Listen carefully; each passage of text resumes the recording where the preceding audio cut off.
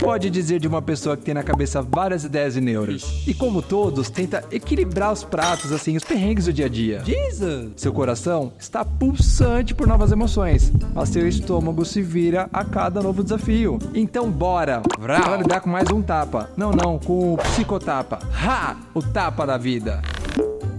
Olá, lindezas e lindezas desse Brasil! Sejam muito bem-vindos a mais um Psicotapa Oficial. Esse podcast incrível, maravilhoso, sensacional, que veio o quê? Debater os tapas da vida, que são muitos. Eu sou o Titi Menezes e, como eu falei, eu debato aqui os tapas da vida com convidados incríveis. E hoje, pessoal, temos aqui um mega convidado. Eu gosto... ele é um mega convidado. Você é um mega convidado. Então bora lá para as apresentações do Lindezo do dia. Bom... Antes de tudo, esse capítulo aqui, ele é patrocinado pela empresa Neurotríade, de uma grande amiga minha. E o que é a Neurotríade? É uma empresa de consultoria de saúde mental, desenvolvimento humano e consciência emocional para transformar desafios comportamentais do ambiente de trabalho em oportunidade de crescimento. Então, se você tem interesse aí, eu vou deixar o link aqui da empresa, que é importantíssimo. Beijo, Line! Se cuida! Então, bora lá, lindezo, que é importante você aqui agora com a gente. Bom, esse convidado... Ele é professor, o que por si só é um grande tapa, é um perrengue. Ele é conhecido nas redes sociais como Olha Professor, já dei spoiler aí do convidado, do qual ele é um fenômeno aí com mais de 5 milhões de seguidores aí nas plataformas digitais. Bom, ele é professor desde os 24 anos, há mais de 12 anos atuando em escolas periféricas, isso é um dado importantíssimo. Ele é pai solo, ele é autor do livro Manual de Sobrevivência do Estudante, temos aqui na mão. Leiam, comprem, ajudem esse lindezo maravilhoso a tocar os projetos pessoais dele. Bom, ele tem atuação firme na defesa da criança e do adolescente, gente, porque a gente não tem debatido aí, respeitado as crianças e adolescentes como deveriam tratar, né, com diálogo e educação. Ele já participou, assim, de várias entrevistas, né, em grandes meios de comunicação, como... Globo, CNN, Band, podcast diversos, Folha por aí vai. Agora Psicotapa Oficial aqui também. E a gente veio debater aqui o tapa do bullying. Esse bullying gostoso. Só que não, né? Dos anos 90, 2000 e por aí vai, que ganhou redes sociais. Então seja muito bem-vindo, Luiz Tonelotto. Gente, muito obrigado. O professor. Gente, pra quem nunca tinha ido num podcast, gente, é meu segundo, tá? É? Olha que vitória. Muito feliz de estar aqui mais uma vez, gente. Falar de criança e adolescente, pra mim, é sempre um prazer, principalmente olhando pela perspectiva deles, que eu acho que é uma grande dificuldade que nós adultos temos. E bullying, né? Bullying. Que muita gente chama de mimimi, que não importa, que faziam comigo e eu sobrevivi, mas a verdade é que quando a gente lembra do que a gente viveu na escola, todo mundo que passava por violência na escola sente horror à escola, pavor do que passou na escola, e a gente arrasta essas coisas pra vida inteira, querendo ou não. Então, acho muito legal a gente falar disso. Olha, eu achei uma tradução aqui na internet sobre o bullying, que o bullying é a prática de atos de violência física ou psicológica intencionais e repetidos, cometidos por um ou mais agressores contra uma determinada vítima. Forte, né? Mas é para fazer a gente pensar esse tapa. E o bullying, bom, ele deriva da palavra bully, que quer dizer tirano ou brutal. E pensando aqui, como adolescente, né? Ter sido um adolescente alguns anos atrás, cara, eu sofri alguns bullyings. Hoje, vendo... não foi assim de boa. É cruel o bullying. E o bullying de agora é muito pior, que ele vai pra... Ele ganha online, né? Ele não para. Assim, vamos lá. A primeira coisa importante da gente pegar do bullying aí, que é esse lance dele ser uma violência constante e repetitiva, tá? Então, muitas vezes acontece ali um conflito, uma briga, e um ofende o outro, passa dos limites e tal. Isso não necessariamente é bullying. Agora, quando essa violência, quando essa agressão, ela é feita constantemente, diariamente, o tempo todo, sistematicamente, aí a gente vai chamar de bullying. Então a gente pode afirmar que a recorrência desse tipo de agressão que é o bullying. Com certeza. E aí, assim, né? Violência, seja emocional, física, sexual, violência de qualquer nível, ela é sempre traumática. E o trauma, é importante a gente lembrar que não é a violência em si, mas é o resultado da violência na gente. Então é evidente que muitas pessoas podem passar a vida inteira sofrendo violência de tudo que é tipo, e acabar se fortalecendo por isso de alguma forma. Tudo bem, provavelmente vai ter ali uma dificuldade emocional, de se relacionar e etc, mas vai se sentir fortalecida em relação a essas violências. Do mesmo jeito que uma pessoa pode passar por uma violência que na cabeça de outra pessoa nem seja tão grave, tão profunda assim, tão... mas não tá falando nada demais, só falou uma coisinha de nada, um detalhezinho de aparência, mas que essa pessoa vai arrastar como um trauma da vida dela. Inclusive, esses dias eu reagi a um vídeo, né? Como a gente tá no Setembro Amarelo, né? Que é esse mês de prevenção ao suicídio. Importantíssimo a gente citar, hein? E muita gente tem dificuldade de fazer esse link do bullying, né? Até chegar nessa situação mais drástica, que é a gente pensar em se arrastar pra cima, em desistir, em qualquer coisa do tipo. Mas tá muito ligado com isso. Porque é como a gente se sente vivendo. Então, se você não se sente confortável com você mesmo, não se sente à vontade pra estar num lugar, pra estar com a roupa que você gosta, pra viver a sua sexualidade, pra viver a sua religião, pra viver... Você vai se reprimindo e aquilo vai causando tudo que é estrago diferente, né? Então, muitas vezes, a gente vê agora uma dessas que a molecada mais estava fazendo era a trend do tragam o bullying de volta, né? Tragam o bullying de volta, mas eu me lembro bem, a internet tem dessas loucuras, tá, gente? Pode, às vezes, pode. A gente tem essa coisa como brasileiro de transformar em meme o nosso sofrimento e a nossa dor. E com a molecada não é diferente, ainda mais porque eles são muito mais criativos e muito mais ligados e rápidos nisso tudo. E aí tragam o bullying de volta, mas eu me lembro muito bem de blá blá blá, e aí a pessoa relata ali alguma situação bizarra que ela vivia na escola. E um dos relatos era da menina que come trancada no banheiro da escola, porque tem vergonha de comer na frente dos outros, porque os outros tiram sarro do peso ou disso e daquilo. E eu, até hoje, eu odeio comer. Inclusive, outro dia a gente foi tomar um café na padaria, tá, gente? A padaria tava cheia, tá? Eu não comi nada, né? Você viu, né? Eu tomei só meu cafezinho. Verdade. Eu não consigo comer, por exemplo, na praça de alimentação do shopping. Até hoje, eu tô com quase 40 anos, pô. Por quê? Porque a gente passou a tarde na padaria. Pois é. Porque na escola... Mas assim... Comer se tornou, pra mim, comer na frente de outras pessoas, uma coisa que me machuca, que me deixa inseguro. Então eu não como na frente de outras pessoas. Às vezes eu vou na festinha, aí eu surrupio os docinhos, os bolinhos pra depois comer depois, pra não ter que sentar, fazer um prato e comer ali. Porque em algum momento, comer na frente dos outros me causou constrangimento. Me deixou, alguém falou alguma coisa, alguém forçou alguma coisa que fez com que eu me sentisse horrível. Parece pequeno, às vezes, pra percepção. A gente tava conversando aqui antes de começar o podcast, que antigamente se dizia que a depressão, essas coisas eram doença de rico, porque o pobre tá ali tão fudido, né? Desculpa a palavreagem, tão na correria do dia a dia da vida, que não tem tempo. Não tem tempo pra ficar pensando nas dores que tá sentindo. Mas todo mundo tá com dor. Todo mundo tá sentindo alguma coisa. E assim, a própria estrutura social que a gente vive... Essa estrutura vai social vai forçando a gente a engolir quem a gente é, engolir as nossas dores e os nossos choros, porque a gente tem que estar pronto, porque a gente tem que estar preparado. Porque senão a gente não vai ter salário no mês seguinte, não vai comer, e é esse ciclo de violência. Então, será que essas pequenas coisas diárias não têm tanto impacto assim? Ou será que nós somos ensinados a tentar diminuir o impacto disso, mesmo que a gente não consiga, mas tentar fingir que não existe esse impacto para que a gente continue nessa rotina esmagadora e automática que a gente vive? No final das contas faz muita diferença, dói muito você, não saber se vai ser legal o seu dia no restaurante com seus amigos. Você não sabe como é que você vai se sentir ali por estar comendo e se expondo na frente de outras pessoas. É uma loucura isso. Nossa. E aí o bullying tem um agravante, cara, que é o quê, Ti? Está P, Lu. Tudo é bullying. Tudo é motivo pra bullying. Assim, de repente, a gente é ensinado ao longo da história que existe um padrão correto de sexualidade, de religião, de roupa, de música, disso e daquilo, de peso, de altura, de cor de olho, como se a diversidade não fosse a coisa mais rica e maravilhosa que a gente tem. E aí todo mundo que não se enquadra no que seria supostamente um padrão vai ser violentado de alguma forma em algum momento. Ou você é baixo demais, ou é alto demais, ou é mediano, ou você malha muito, ou não malha nada, ou tá gordo, ou tá magro.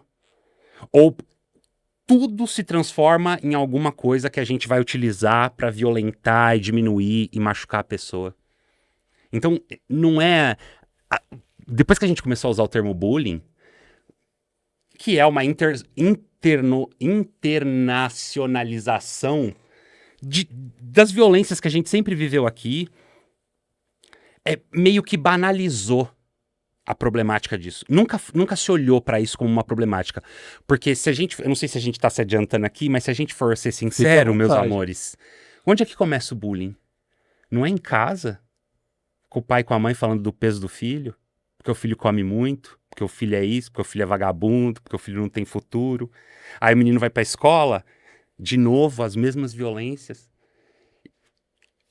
Meu Deus, se ele tá escutando isso das pessoas que convivem com ele diariamente no âmbito familiar do pai e da mãe, às vezes de um tio, de uma avó, de um vô, que às vezes, gente, não faz isso porque odeia a gente ou porque é má pessoa, porque isso não era uma questão. Isso nunca foi uma questão. E aí você vai internalizando isso e você começa a se odiar. A gente começa a se odiar. Não, eu preciso emagrecer, porque eu sou feio. E olha, gente, experiência própria da minha vida, tá? Não importa seu peso, sua altura, sua sexualidade, a cor do seu cabelo. O que vai fazer as pessoas te admirarem, se interessarem por você é como você se sente com você. Tem tanta gente que é considerada fora de forma, ou isso, ou aquilo, mas é tão feliz consigo mesma, que vive relacionamentos maravilhosos, vive momentos maravilhosos, consegue... É o que eu falei, o trauma não é necessariamente a violência que você está sofrendo, mas o resultado disso em você. E aí essa pessoa já está num estágio tão mais maduro em relação a si mesmo e seguro sobre si mesmo, que ela se afeta muito menos. Agora, se você se sente horrível, nossa, você transmite para as pessoas, a gente transmite, e gente, isso aí não é loucura espiritual, tá? Não vou nem entrar nesses papos de coach espiritual, dessas coisas quântica maluca, não, isso é física, a gente transmite as coisas, a gente transmite ali como a gente tá se sentindo. Você chega num lugar, a gente às vezes chega num lugar que a gente fala, nossa, que lugar pesado, carregado, que pessoa com uma energia pesada, carregada. Não é loucura, é porque a pessoa tá arrastando ali um monte de coisa que a gente não tá vendo, mas que ela transmite ali no jeito dela de falar com os outros, de lidar com os outros, de conversar, em como ela se sente. E as pessoas percebem isso. E ninguém gosta de conviver com pessoas que... Estão com energia baixa, densa. Não sei se seria bem energia baixa disso, mas assim, pessoas desagradáveis, sabe? Que sabe, não permitem ali uma troca sincera, você percebe que é sempre uma personagem, que é sempre uma... Sabe? Não consegue ser ela mesma, não consegue quebrar essa primeira casca. E a maior parte dessas pessoas construíram essa casca por conta de tudo isso.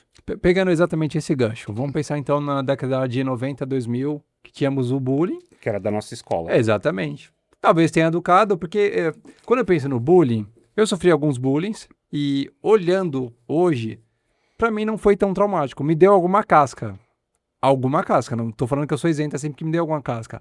E pra você vendo isso, aquele opressor mirim lá da década de 90, que virou um adulto opressor, ele hoje repete os padrões com as crianças que estão hoje à sua volta? Com certeza. O que mudou de lá pra cá? Você quer uma reflexão que eu sempre faço, assim? Quero tapas. Quando a gente tava nos anos 90 ali da escola, que o pessoal que tem aí na faixa de 30 e poucos anos vai saber do que eu tô falando. Tinha um grupo específico de garotos e garotas da escola, que eram bastante zoados por todo mundo, os nerds. Comente aí, gente. Todo mundo zoava os nerds, né, gente? Todo mundo zoava os nerds, todo mundo...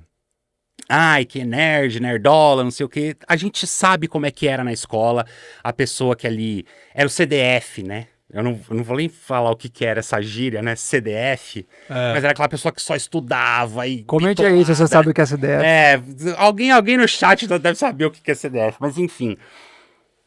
E aí, vamos olhar um pouquinho hoje, pegando como exemplo, mais ou menos, a comunicação que a gente tem nas redes sociais, no YouTube.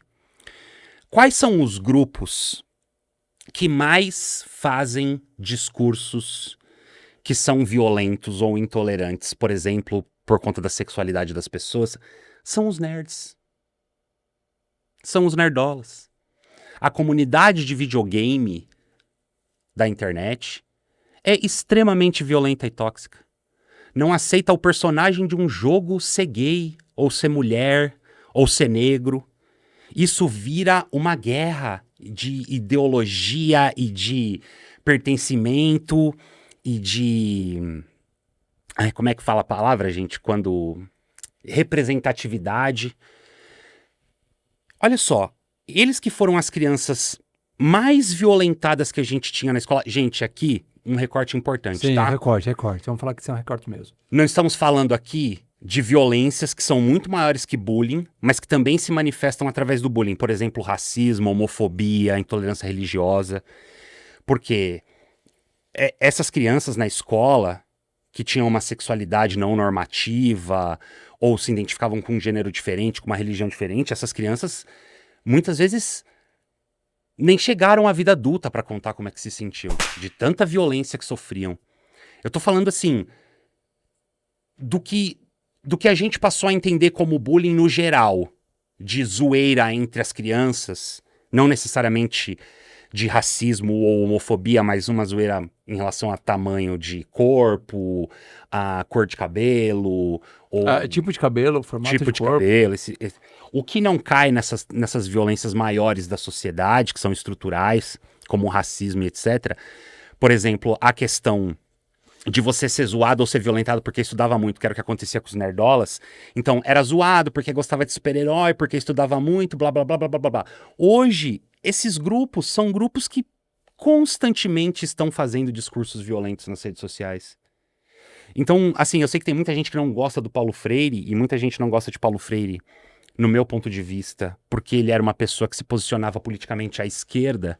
Eu acho que se ele fosse uma pessoa, um brasileiro, gênio da educação, que tivesse dito e feito as mesmas coisas e falasse que se identificava como um homem de direita, ele seria muito mais aceito e utilizado na educação brasileira, porque ele nunca foi, na verdade.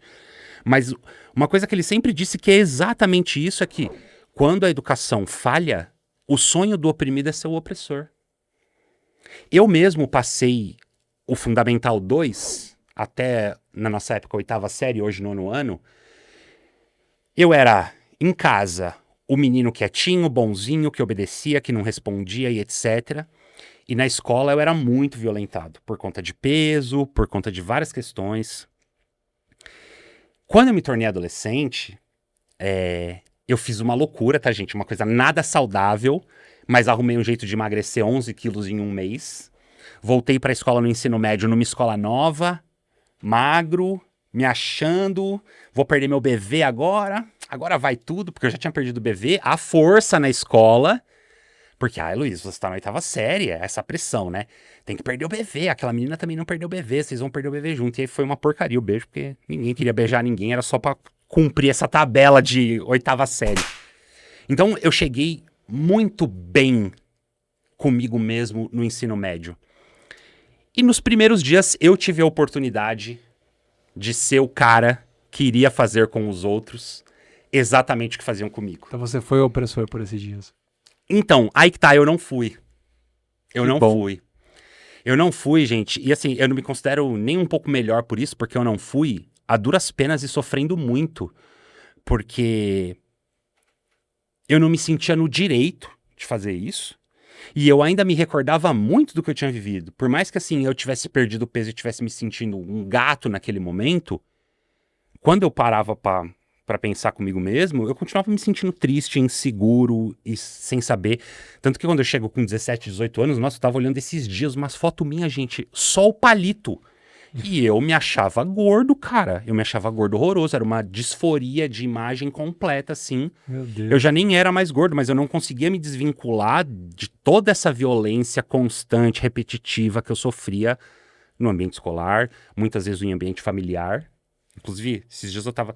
Gente, o pessoal fala assim, é aborrecente. Gente, eu odeio adulto, cara. Adulto que é o aborrecente, que é o difícil. Cara, eu tava esses dias na casa do meu pai, e aí tava todo mundo lá almoçando e tal, e tem um menininho mais novinho da família, tal, criança nova da família, e tinha alguém tirando um sarro dele, e ele bravo, sabe, respondendo bravo, e eu falando, daqui a pouco o pessoal vai falar que ele é mal criado, mas olha o pessoal enchendo o saco dele, ele não quer falar disso.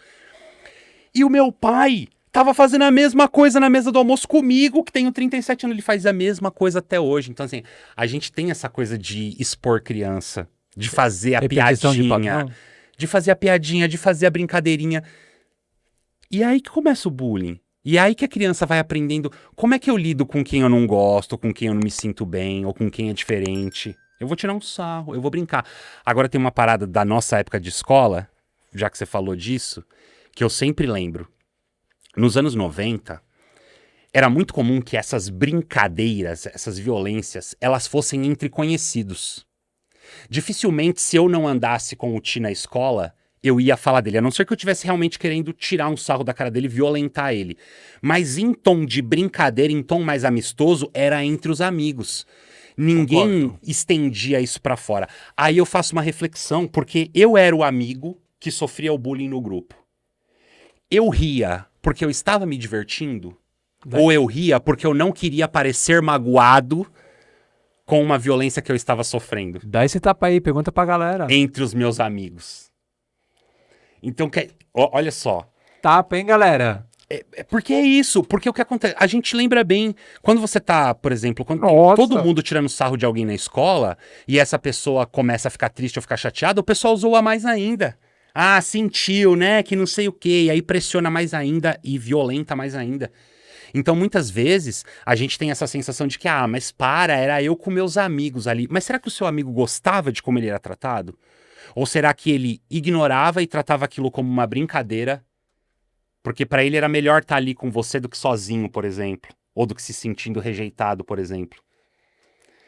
É muito louco, porque a gente não tem tempo de pensar e refletir nisso na vida. Bateu 18, gente, vai trabalhar. Vai arrumar dinheiro, você precisa sobreviver. E aí, o que a gente faz com tudo isso? Com todo esse sentimento, com tudo isso que a gente sentia. O que eu fiz? Eu falei pros meus amigos de escola que o meu pai tinha me obrigado a trocar de horário de escola. Quando, na verdade, fui eu que implorei para trocar de horário de escola porque eu não queria mais conviver com eles. Mesmo que não tinham pessoas com quem eu não tinha amizade que falavam de mim. Eram os meus próprios grupos, era o meu próprio grupo de amigo. Eu era o bode expiatório do próprio grupo ali. E por mais que eu me divertisse, que eu tivesse medo de falar para eles que eu não me sentia confortável ali, eu simplesmente aceitava, eu ria junto, eu meio que brincava junto. Mas eu chegava em casa e ficava triste, chorando. Caramba, mano. E aí, muitas vezes é isso que eu falo. Porque a escola pra mim foi maravilhoso. Mas você era qual aluno? O que apanhava aí. ou o que batia? Porque os alunos que sempre tiraram sarro dos outros, que sempre violentaram os outros, esses... Provavelmente não, tá, gente? Criança e adolescente não nasce violento, preconceituoso, ignorante. Isso é construção social.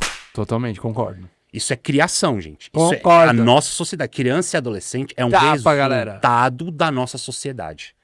É um resultado.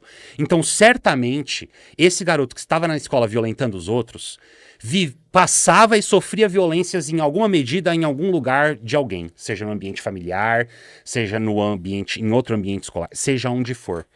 Mas ele começa a utilizar, às vezes, essa violência dele contra os outros, exatamente para que ele não seja essa vítima da violência. Então, no final das contas, independente de se você vai chamar de bullying, se você vai tentar minimizar como uma coisa entre amigos, ou se você vai assumir todos os transtornos e as coisas que isso pode arrastar na vida de uma pessoa pro resto da vida, uma coisa é fato. É sempre um ciclo de violência infinito. A gente pode tentar minimizar a violência. A gente pode tentar dizer que não importa. Ou então que, não, mas você tem que saber lidar com isso. A gente pode tentar arrumar a desculpa que quiser. Mas a verdade é que nós estamos mantendo ciclos de violência constantes e infinitos. Nossa. Desde nós nos relacionando com os nossos filhos, a nossos filhos se relacionando com os filhos dos outros, e assim por diante, e diante. Então, a gente fala muito de, como essa molecada, uma violenta ao outro. E onde eles aprendem, gente? Não é no videogame, na TV. É com a gente. É escutando a mãe falar da vizinha. É escutando o pai falar do cara do trabalho que ele quer matar, que ele quer arrancar a cabeça. Porque ele não sabe lidar com o cara. E aí a gente replica isso para as crianças. E as crianças, obviamente... Gente, esse papo de educação vem de casa. Desculpa, o pessoal fica chateado comigo quando eu falo isso, mas é mentira, gente. Ou professor, aqui no Psicotapa. É mentira, Sarrafa. gente. Você escuta muito isso na escola. Ah, essas crianças, tudo mal educado, educação vem de casa. Gente, também tem um monte de adulto ali xingando as crianças, batendo nas crianças. E cadê a educação dos adultos? Ficou em casa? Gente, educação acontece o tempo todo em todas as relações. A gente está se educando aqui. Começa em casa, porque a primeira relação humana que a gente tem é em casa. Mas a educação se estende para toda a relação humana o tempo todo, em todo lugar. Ai, dá esse tapa na câmera, que a educação se estende... Educação se estende para todo lugar o tempo todo. É indissociável. Você não pode esperar receber numa escola uma criança e um adolescente que esteja separado de quem ele foi criado para ser. Do que ele vive em casa, do que ele vive economicamente na sociedade, da sociedade que ele vive, do meio que ele tá. É impossível, você não pode esperar que a criança entre na escola, esqueça tudo que está construindo para ela ser um ser humano e simplesmente obedeça, abaste a cabeça e obedeça com um mundo explodindo dentro da cabeça dela. Isso é antinatural. Não, isso é horrível. Inclusive, Isso é dados horrível. da Unicef, 7 a cada 10 estudantes relatam sofrer bullying no ambiente escolar. Sim. Cara, 7 a cada 10, 70% das crianças, 70%. Adolescentes relatam bullying. Isso é horrível. os que relatam, os que entendem, os que verbalizam, que né? estão passando por uma violência. Porque muitos não entendem. Um exemplo clássico disso, tá, gente? E aí, com todo respeito aos adultos que estão assistindo. Muitas vezes o bullying é feito pelo próprio professor. Quando o professor tá falando que a criança não tem futuro, tá todo dia falando, você não se comporta, você não tem futuro, você não vai ser ninguém. Isso é uma violência sistemática, diária, que está influenciando 100% em como essa criança vai reagir. Se eu vier todo dia aqui falar, teu podcast é um lixo, não vai pra lugar nenhum, você é um fracassado, não tem futuro. O Ti não vai falar comigo nunca mais, gente. Você não fala com seu vizinho que te trata mal. Por que a gente quer obrigar a criança a aceitar um tratamento ruim? E ainda convencer essa criança de que se você está sendo maltratado, a culpa é sua. É por causa do seu comportamento. É um resultado do seu comportamento. Quando não é. Quando, na verdade, o comportamento da criança que é um resultado de como ela está se sentindo em relação a como a gente está tratando ela. Então, olha como a gente inverte os valores. E a gente faz muito isso no bullying. Muito. Pegando esse gancho... isso já foi, inclusive, falado aqui. A gente, de fato, adultiza as crianças e adolescentes em todos os ambientes, correto? Em todos os ambientes. Em prol de se livrar de um trabalho. Boa. Gente, crianças na nossa sociedade são consideradas uma demanda, um problema a ser resolvido. Tá? A gente fala muito nesse sonho idealizado da paternidade, da maternidade, de ter filhos. Mas... tá aí um bom tapa pra vocês. Abre a mão esse tapa. Entendam uma coisa, tá? E depois eu explico pra não ficar parecendo que eu sou só um maluco. Escolher ter filhos é uma decisão onde você tem que ter a total consciência de que você nunca mais, você vai ser a prioridade da sua vida. Esse é um tapa? E não é todo mundo que está preparado para isso, gente. Isso não quer dizer que você não precise de uma rede de apoio. Isso não quer dizer que você não precise de uma sociedade inteira para educar uma criança. Porque isso não é um trabalho individual. Isso não quer dizer que você não vai ter momentos para você. Mas isso quer dizer que nada disso vai ser uma prioridade maior do que o bem-estar e a felicidade, a segurança e o acolhimento do seu filho. Se você não está pronto para abrir mão de você mesmo, não tenha filhos. Porque se você colocar você acima do seu filho vai sofrer por isso. E vai pagar por isso. E não é culpa dele. Nossa, esse é um grande tapa. Porque a gente escuta que Duplo os nossos carpado. filhos devem tudo pra gente. Criança não deve nada pra pai e mãe, gente. Criança não pede pra nascer. Tapa triplo carpado agora. Pô, eu sei que eu pareço radical, gente. Mas reflita um minuto E aí, como eu disse, olhar para o que a gente viveu quando era criança e adolescente não é necessariamente colocar as pessoas que nos criaram como pessoas ruins ou que não gostavam da gente ou nada disso. Se trata de reconhecer de que a educação tradicional é uma educação violenta, que enxerga a criança como uma demanda, como um problema a ser corrigido, e quanto mais rápido a gente superar esse momento de necessidade da criança e trabalhar na maturidade dela para ela não dar trabalho, melhor é. Só que isso é completamente anti-educativo. Isso é completamente antinatural. Isso não é ser pai e mãe raiz. Porque o desenho original do ser humano é um desenho de acolhimento, de afeto e de carinho. O que a gente vivencia como pais e mães na relação com os nossos filhos tem muito mais ligação com essa estrutura social que nos massacra a ponto da gente ter que se preocupar em sobreviver o tempo todo e não poder olhar para todo o resto da nossa vida que está além dessa necessidade de sobrevivência. Meu Deus, um mega tapa esse. Então, não é natural o que a educação tradicional propõe para as crianças ou para como a gente lide com as crianças. Pelo contrário, ela estimula esses ciclos de violência, que se forem sistemáticos, diários e constantes, gente, vão ser bullying ou qualquer outro nome que você queira dar, mas serão violências que vão afetar o desenvolvimento dessa criança diretamente.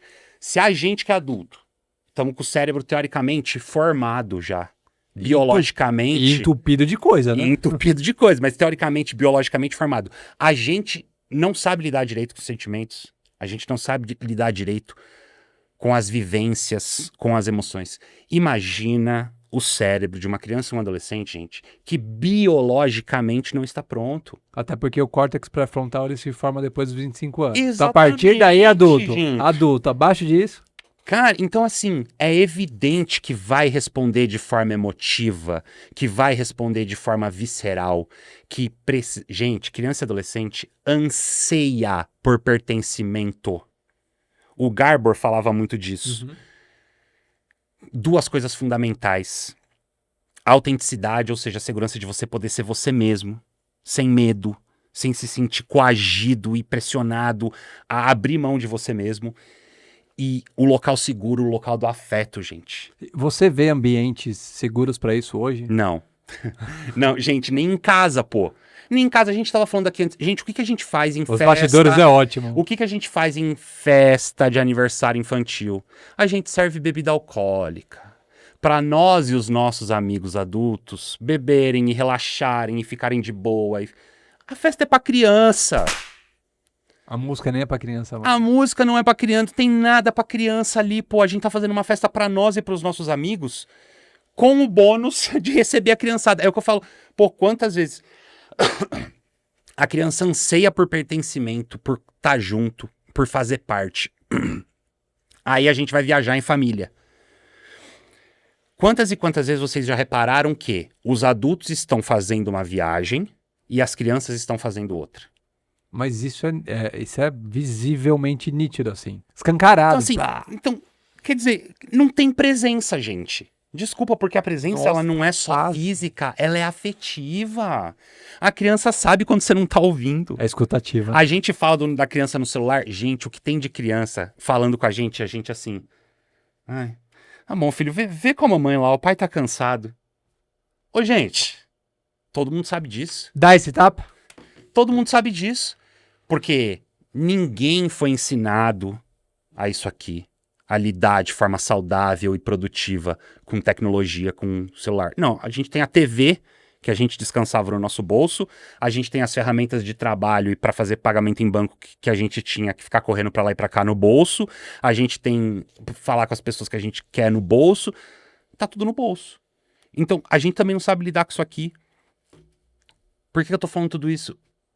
Porque, olha só, o bullying, ou como a gente vai se sentir em relação ao bullying, não é uma coisa que se reduz simplesmente ali à violência em si acontecendo, a todo dia ter alguém falando da aparência daquela criança. Não, isso é uma construção social na qual a gente está inserido.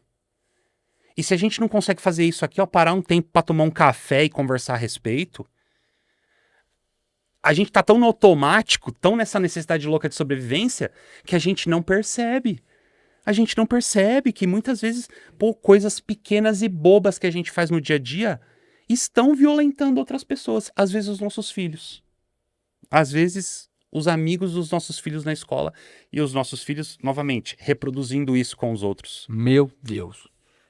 É loucura, gente. É loucura, mas é isso. É tudo interligado. No final das contas, é tudo literalmente interligado. E como que uma coisa vai afetando a outra diretamente. Por isso que é sempre importante a gente fazer os recortes sociais e econômicos, etc. Mas lembrar de que existe ali uma estrutura principal que vai influenciando e moldando as coisas para que elas aconteçam de determinada forma que atenda aos interesses dessa estrutura. E uma dessas formas são esses ciclos de violência, gente, porque cada vez que a gente acredita que existe um padrão ou que existe uma normatividade sexual ou qualquer besteira dessa, a gente passa a violentar grupos de pessoas que não se adequam a isso, passamos a vangloriar grupos de pessoas que se adequam a isso, gerando separação e violência e traumas horríveis, cara. Traumas horríveis e assim, mantendo a máquina funcionando.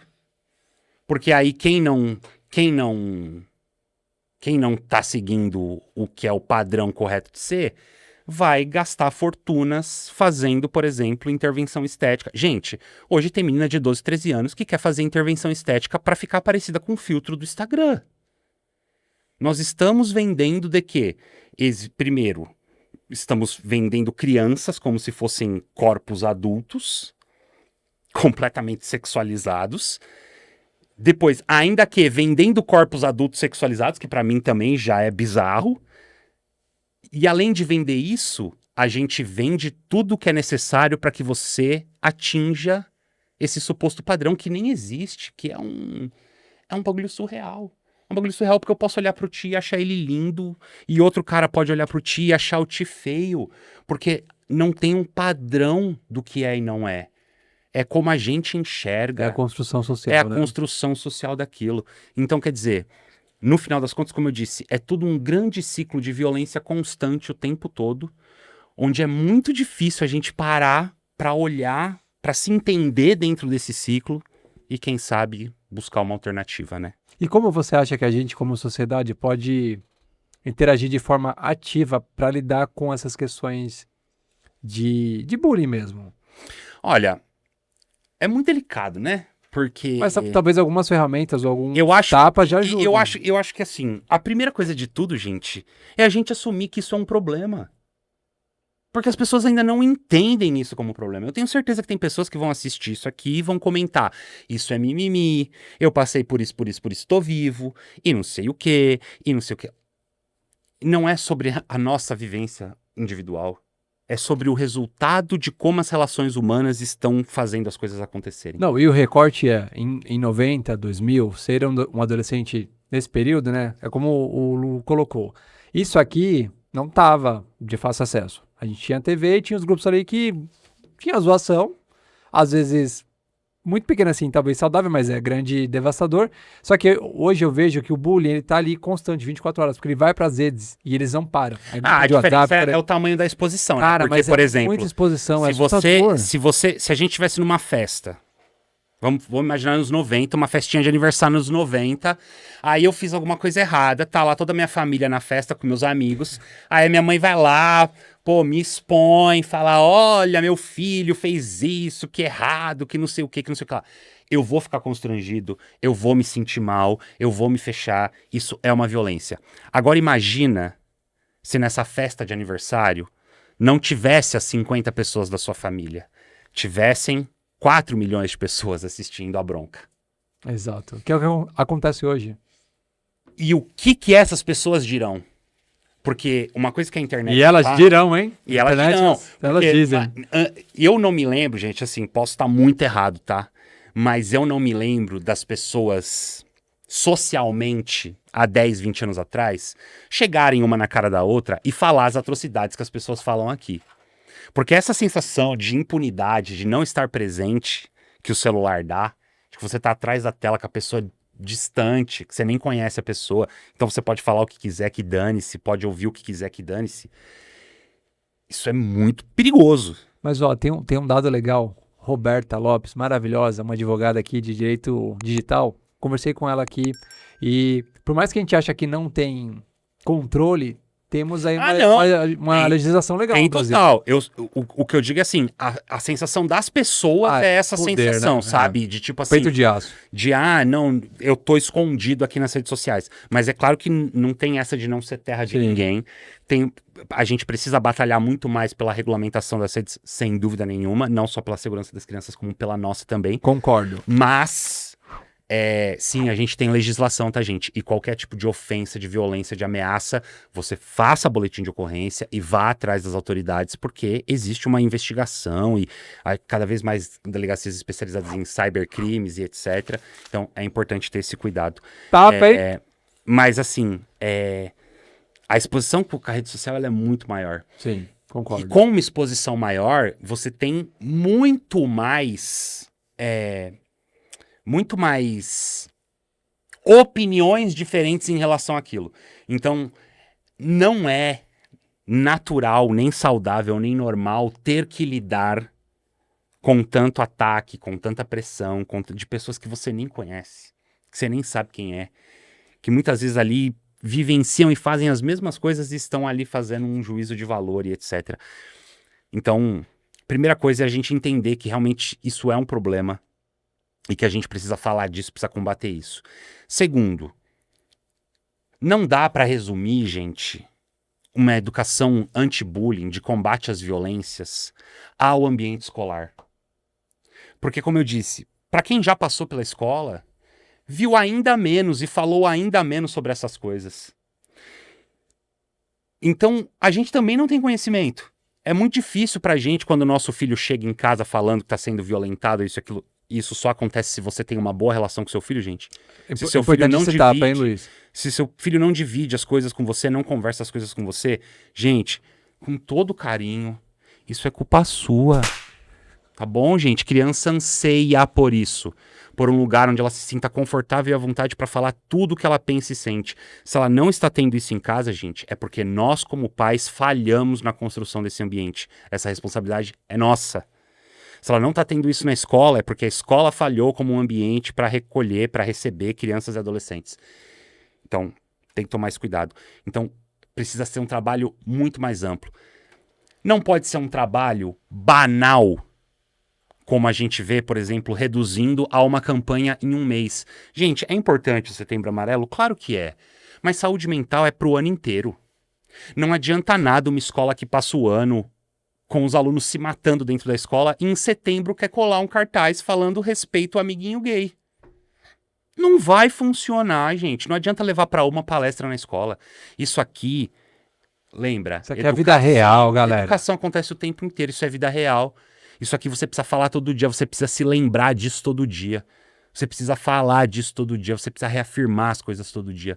Isso precisa ser um trabalho constante, uma construção social constante. Não pode ser uma coisa reduzida a uma data especial ou reduzida a um trabalho escolar. Não, tem que ser uma construção.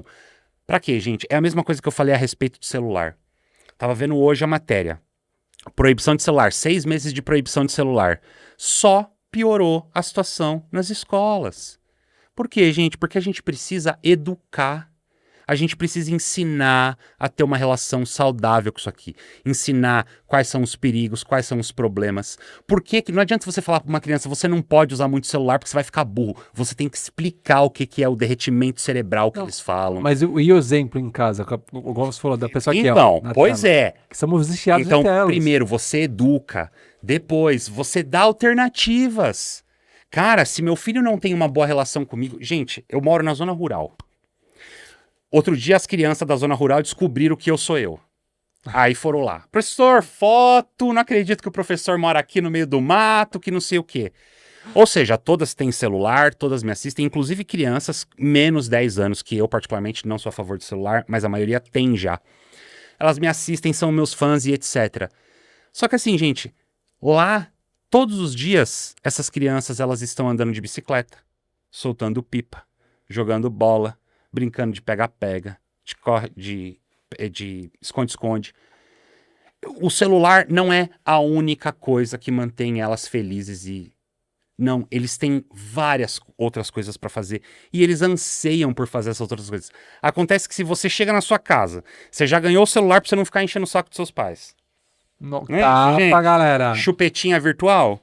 Olha, filho, sua telinha pra você assistir o seu desenho, tá bom? Que agora o papai vai também assistir o joguinho dele aqui. Não é isso que a gente faz, gente. É isso ou não é, galera? É isso. É isso.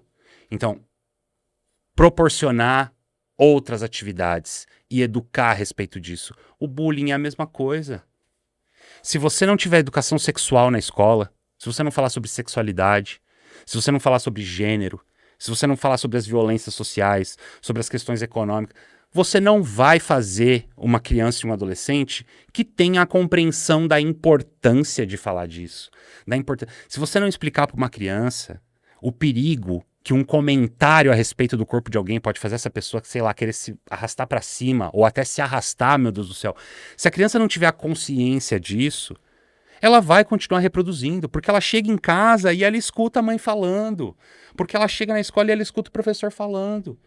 Então, gente, tem gente que me acha, como é que fala? Meu pai falava muito isso. Você exagerado? Não, Eu tô me divertindo. Como é que fala, gente? Idealista. Você é muito idealista, que não sei o quê. Gente, não é isso. Não é isso. Olha só. O caminho para solucionar todas as questões é a educação. E aí eu sei que provavelmente tem gente que é aqui da esquerda radical, né? O pessoal do comunismo, do anarquismo, e que vai falar assim: ah, não, professor, porque o nosso sistema não permite uma educação crítica, porque isso vai derrubar o governo, porque isso vai derrubar o sistema.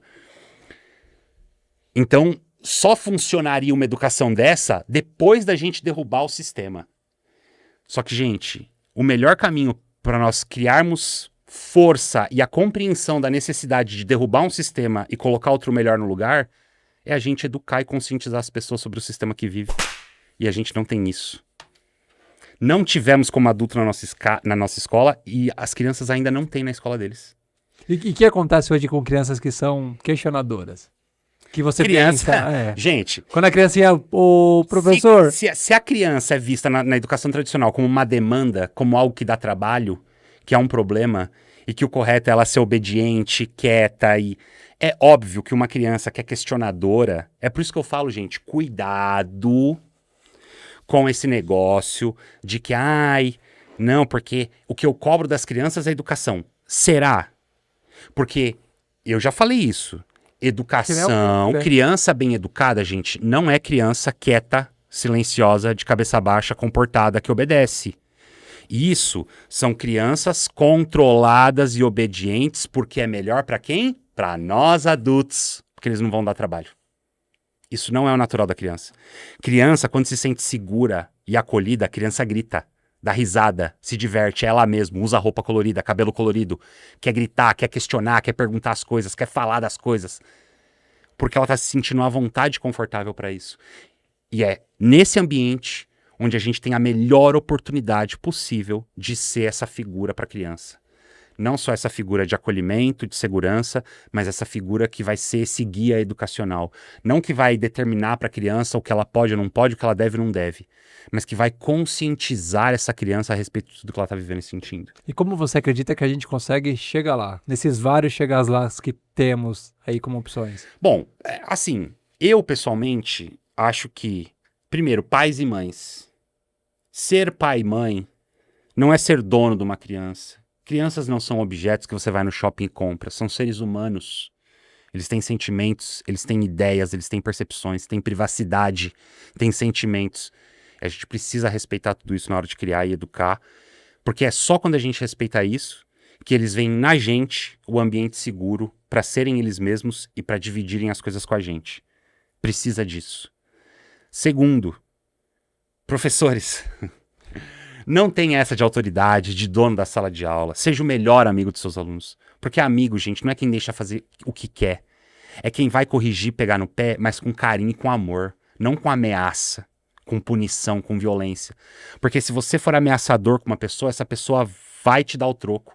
E se você fizer isso com uma criança, com um adolescente que naturalmente vai responder emocionalmente, você vai ter um conflito. E você vai perder esse conflito.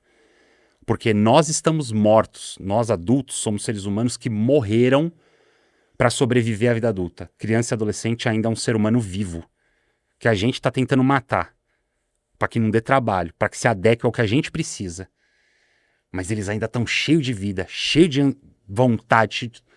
Tem que construir um lugar para eles, porque é o que eles querem e é o que eles precisam.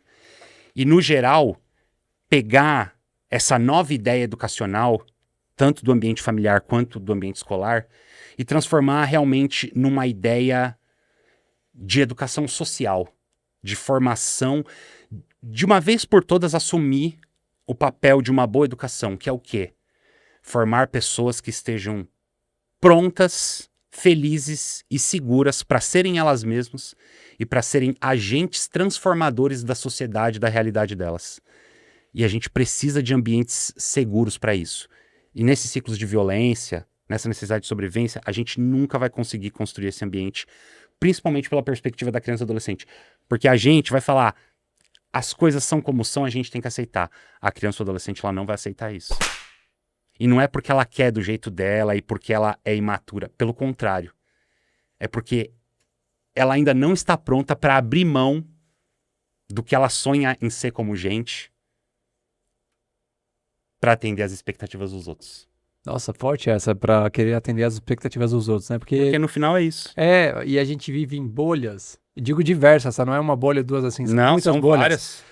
Em prol de atender expectativas dos outros. É E isso. quando a gente consegue furar essa bolha, vem a frustração do outro lado, que você ainda tem que tentar gerenciar tudo A isso. hipocrisia do dia. A hipocrisia do dia. Qual é a bolha que você vai aceitar hoje? Qual é a bolha que você vai estar dentro hoje ou que você vai querer estourar?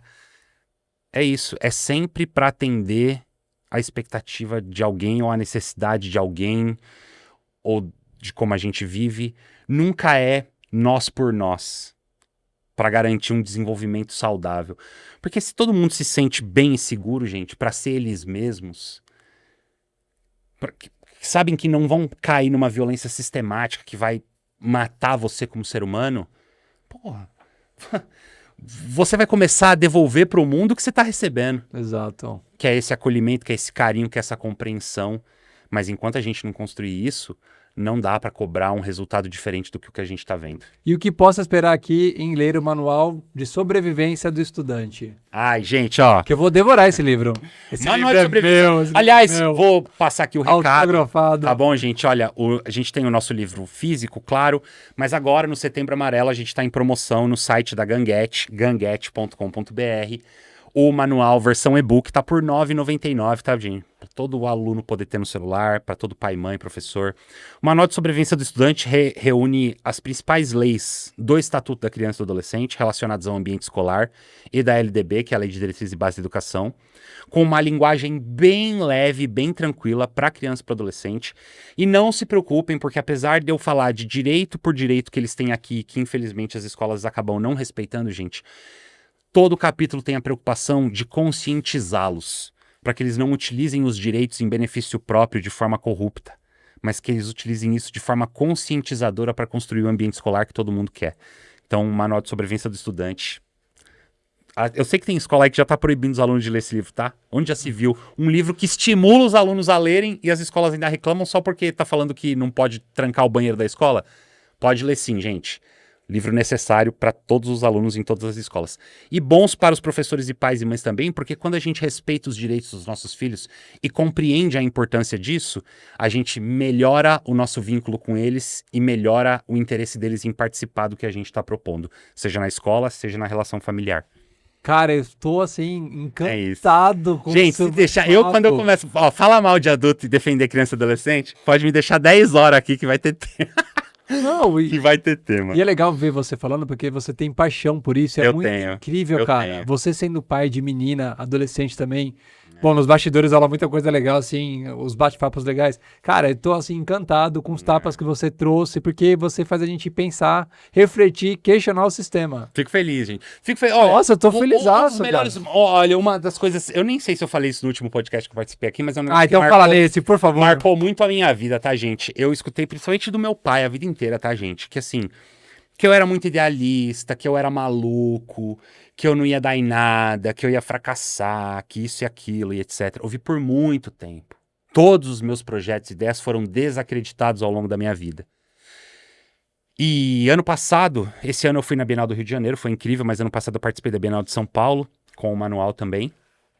E aí teve o dia da tarde de autógrafos lá na editora, e fez uma fila enorme de criança e adolescente. Muito legal, cara, muito louco isso.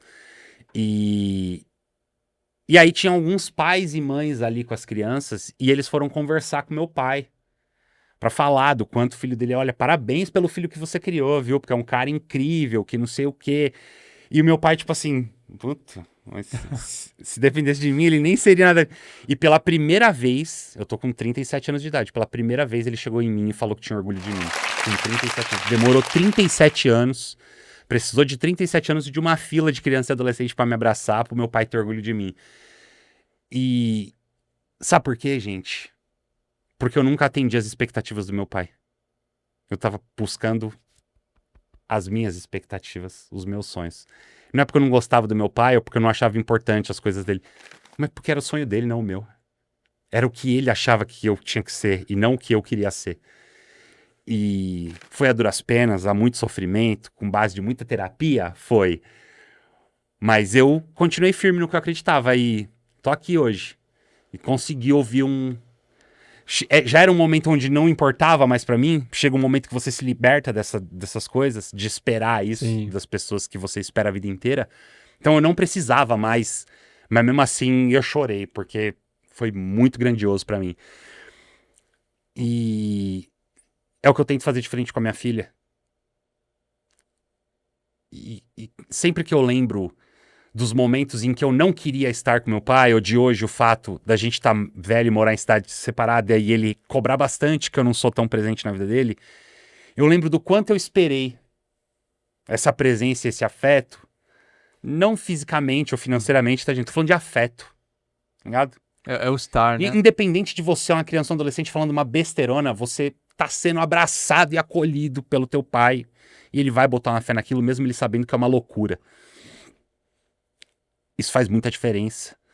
E hoje, dos quase 5 milhões de seguidores que eu tenho, a maioria me chama de web pai.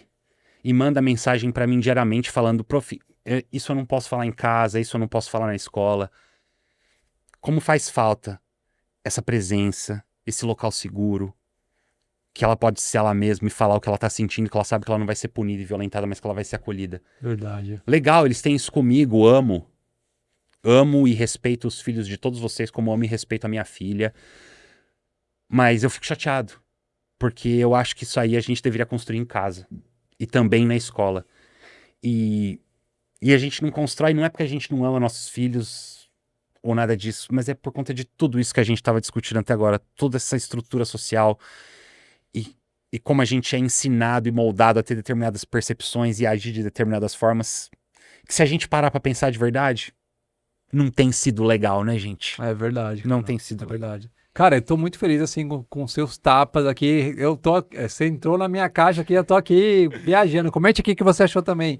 Gente, e Lu, isso vai dar problema. Não, vai dar problema não. Vai ser bom, as pessoas vão refletir. Galera, eu sei, assim, ó, eu sei que principalmente o pessoal que trabalha na educação fica muito puto comigo.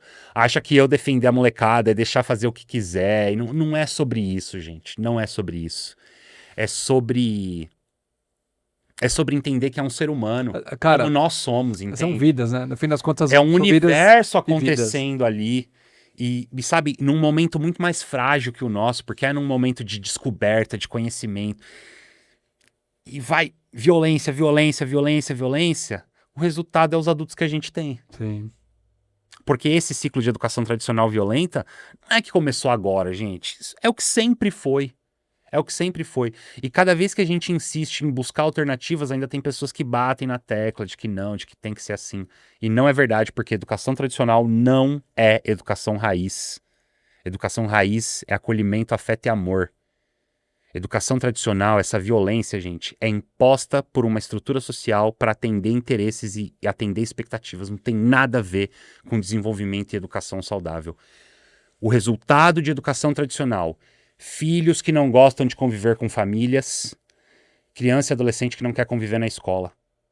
Esse é o resultado, sempre foi. Só que agora a gente assume e fala disso, coisa que a gente não fazia lá atrás. E é esse o caminho que eu acredito. E assim, não só pelo que eu vivo com a minha filha, pelos 12 anos em sala de aula, eu sei que essa é a resposta, que isso dá resultado. Mas não é por isso. É porque, meu Deus do céu, gente, pra mim não tem nada mais importante que o afeto. Você amar de verdade outra pessoa, independente dela atender às suas necessidades e expectativas, amar simplesmente porque ela existe, porque ela é um ser humano vivenciando a vida dela.